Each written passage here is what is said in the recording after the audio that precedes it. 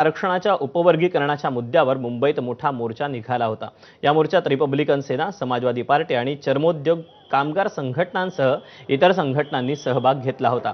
भर पावसात हा मोर्चा मेट्रो सिनेमा, सीएसएमटी परिसरातून निघाला। आनंदराज आंबेडकर, भीमराज आंबेडकर, आमदार राजकुमार बडोले, बबनराव घोलप, माजी आमदार बाबूराव माने, ॲडव्होकेट सुरेश मानेंनी या मोर्चाचं नेतृत्व केलं। सरकार हे उपवर्गीकरण लागू करते, ही त्यांची दडपशाही आहे असा आरोप या आंदोलकांनी केला। दरम्यान अनुसूचित जातीच्या उपवर्गीकरण समितीच्या शिष्टमंडळानं या संदर्भात उपमुख्यमंत्री एकनाथ शिंदेंची भेट घेतली, पण त्यांच्यासोबतच्या बैठकीत कोणताही तोडगा निघाला नाही। अनुसूचित जातींच्या उपवर्गीकरणाचा चेंडू मुख्यमंत्र्यांच्या कोर्टात गेला। याचं कारण मुख्यमंत्र्यांची चर्चा करून अंतिम निर्णय घेण्याचं आश्वासन शिंदेंनी शिष्टमंडळाला दिलं। यानंतर उपवर्गीकरण विरोधात पुकारलेलं आंदोलन आनंदराज आंबेडकर यांनी मागे घेतलं। दरम्यान उपमुख्यमंत्री शिंदेंनी आंदोलकांना काय आश्वासन दिलं आणि रिपब्लिकन पक्षाचे नेते आनंदराज आंबेडकरांनी आंदोलन मागे घेताना काय माहिती दिली ती आपण पाहूया। त्यांचा आज मोर्चा होता।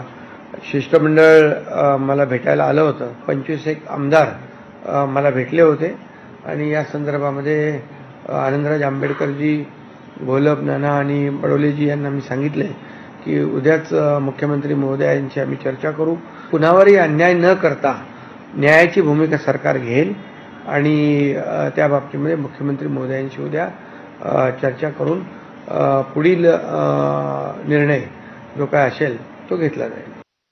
दखल संपूर्ण विधिमंडळामध्ये आणि कॅबिनेटने घेतलेली आहे आणि मला पूर्ण खात्री आहे की तुम्ही दिलेला हा भीमटोला आज सरकारला अत्यंत योग्य ठिकाणी बसलेला आहे आणि त्यामुळे लवकरच आपल्याला आपण ज्याच्यासाठी हा मोर्चा काढला ते उपवर्गीकरण विरोध म्हणजे रद्द करायचं आपली जी मागणी आहे ती यशस्वी झाल्याशिवाय राहणार नाही आणि जोपर्यंत यशस्वी होत नाही तोपर्यंत आम्ही सर्व नव्हे तर आपण सर्वजण गप्प बसणार नाही। आमची एकजूट अभेद्य ठेवू।